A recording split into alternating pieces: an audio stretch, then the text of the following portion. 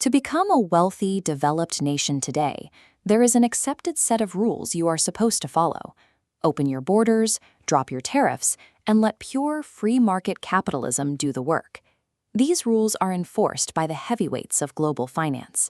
If a developing country wants a loan or a seat at the table, institutions like the International Monetary Fund and the World Bank make sure they stick to the playbook.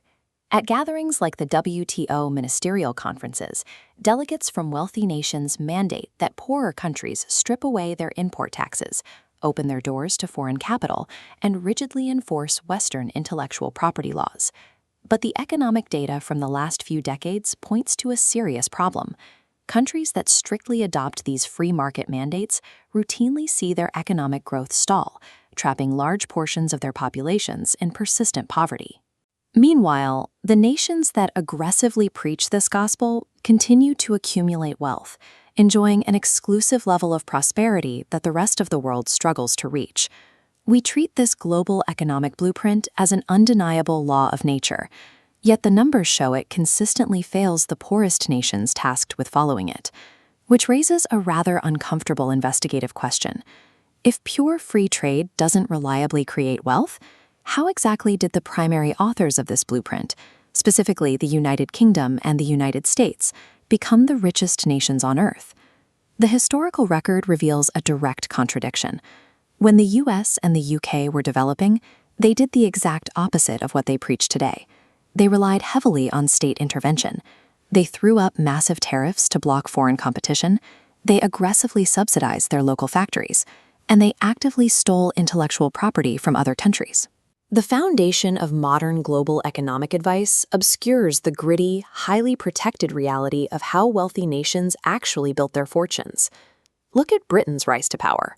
For centuries, the British government aggressively shielded its local textile manufacturing, specifically wool, from superior foreign competition until its own mills could dominate the global market. The United States followed a similar path. Early architects like Alexander Hamilton deliberately implemented some of the highest protective tariffs in the world to shield young American factories and heavy industries while they grew. Both nations poured state subsidies into critical sectors, and when they needed advanced machinery, they routinely ignored foreign patent laws, smuggling in foreign technology to accelerate their own technological growth. Once these nations reached the absolute top of the economic hierarchy, they rewrote the rules of global trade. They banned the exact tools they used to climb up, pulling the ladder up behind them. These restrictions effectively deny developing nations the same industrialization path that turned Britain and America into superpowers. To test if this protectionist strategy still works, we can look at South Korea in 1961. Following the devastation of the Korean War, the country was severely impoverished, with an average income lower than many nations in sub-Saharan Africa. Today, South Korea is a hyper-advanced manufacturing powerhouse, producing some of the world's most sophisticated semiconductors and electronics. Their economic miracle did not come from adopting Western free market directives. They deliberately ignored them.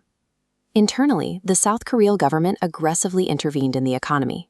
They funneled heavy subsidies into target sectors and threw up strict barriers to shield their fragile infant industries from foreign imports. Externally, they engaged in rampant reverse engineering of foreign technology. They largely ignored Western patents, giving local companies like Samsung the breathing room to build their internal capacity until they were strong enough to compete. South Korea's rapid ascent demonstrates that the historical protectionist playbook remains highly effective for any nation trying to break into the modern global economy. This animated diagram shows what economists call the productivity gap. On the left, we see the relatively small difference in productivity between the United States and Britain back in the 19th century. On the right, we see the massive chasm today between a modern developing nation and a fully industrialized superpower.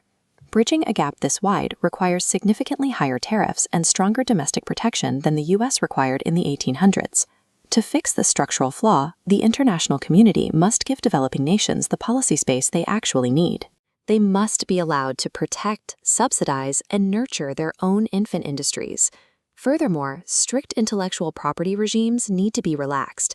Allowing the transfer of crucial technology gives poorer nations a chance to build their own industrial bases, rather than trapping them as permanent consumers of Western products.